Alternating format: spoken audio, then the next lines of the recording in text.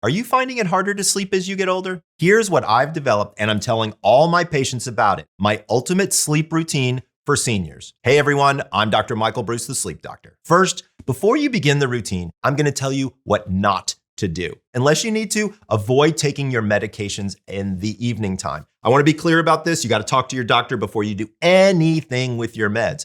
But a lot of people don't know this, but some medications contain caffeine. For example, migraine medications do that. Some medications can cause dry mouth. Others can interfere with your sleep. So one of the first things that I do, since a lot of us are on medications as we get older, is look them all up and see, do any of these interfere with sleep? Do any of these have caffeine in them? Because maybe I can avoid those problems simply by administering them earlier in the day. Once again, do not do this without your doctor's permission. The same holds true with supplements, by the way. Vitamin D is definitely something that should be taken in the morning time, also probably taken with food because it's fat soluble. Personally, I actually take my magnesium in the morning. A lot of people like to take their magnesium at night because it helps calm them down before sleep. I take my magnesium in the morning because I train most mornings. I sweat a ton and I lose a tremendous amount of magnesium. So I want to kind of get that back in with me. And once again, if you're going to take melatonin, you want to be careful because what a lot of people don't realize is melatonin affects several other medications. Melatonin affects birth control. Melatonin affects diabetes medication.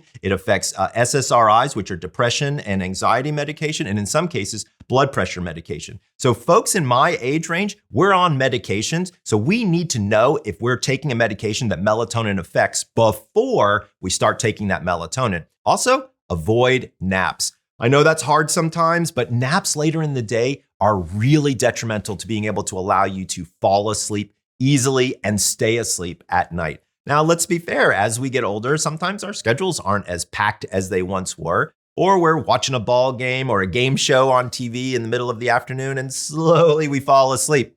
That will be disruptive to your sleep at night. So do yourself a favor, stay active. If you feel yourself getting tired, walk outside and get a little sunshine. Maybe walk to the mailbox and get a few steps in, whatever you can do, but avoid those naps if you can and keep your sleep into one consistent period in the evening. Another thing not to do is to go to bed too early. You need to start by figuring out your perfect bedtime and stick to it. How do you know this? You want to take my sleep quiz over on sleepdoctor.com. This will allow you to understand exactly where you are in your chronotypical spectrum, and it will give you the exact time to go to bed. If you're retired or your kids have moved out of the house, you might not have as much structure to your day. Remember, structure and consistency is so very important. Let me explain why. The time that you wake up in the morning has a direct effect on when your body is going to produce melatonin at night. So again, consistency is the key. Now that we've figured out what time you should go to bed, let's work backwards from there to create the ultimate wind down routine. I want you to do what I call my 8-4-3-2-1 approach. I know that's a little bit of a mouthful, but follow the guidelines here. 8 hours before lights out, you're going to stop caffeine.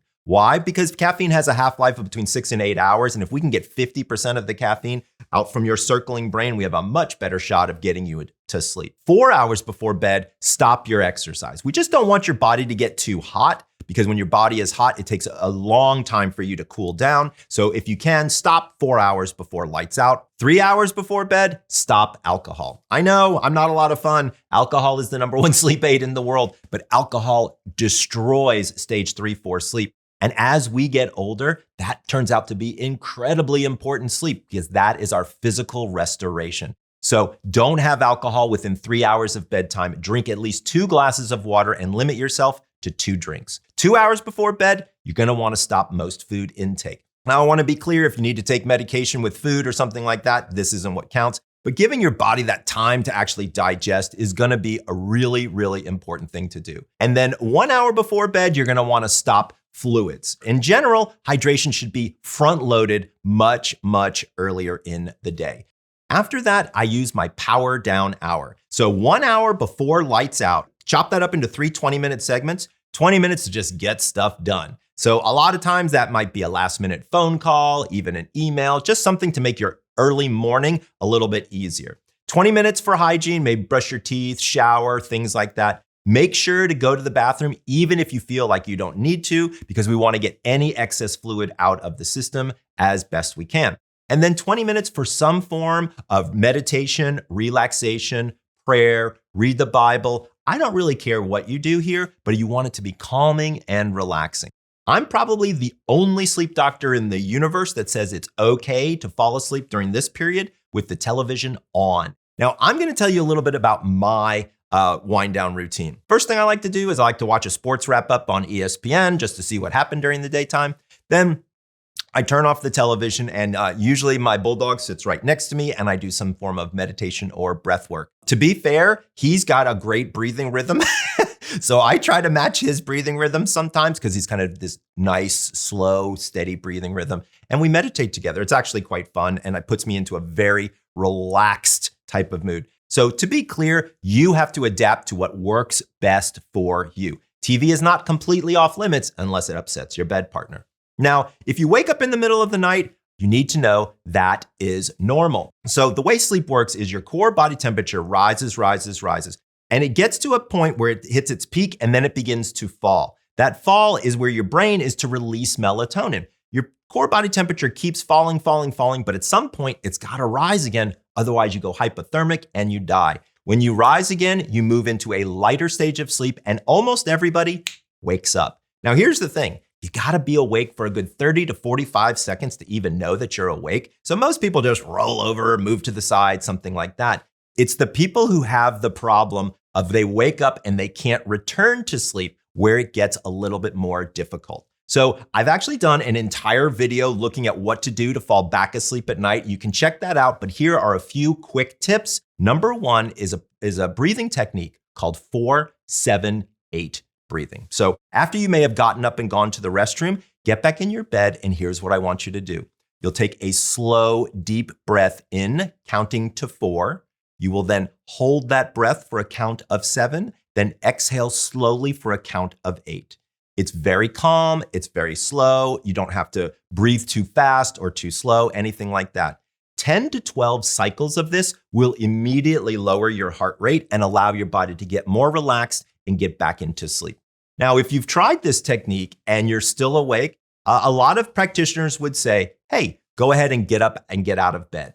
I don't necessarily have a problem with that if you do feel that you're wide awake. What I tell people is if you are comfortable and you don't have to go to the bathroom, lying there for something called non-sleep deep rest can be a very effective tool. What is that? That's lying in the dark, in the cool, just relaxing and not having to worry about too much. Because here's the thing. We think that about an hour of non-sleep deep breaths is worth about 20 minutes of actual sleep. So let's say that you woke up at 2 o'clock in the morning and you never fell back asleep, but you laid there for 3 hours. You're probably getting what's worth about an hour's worth of sleep. So I don't want you to worry too much. It's okay if you wake up in the middle of the night. It's actually pretty normal. Try 4-7-8. You might be surprised at how it works.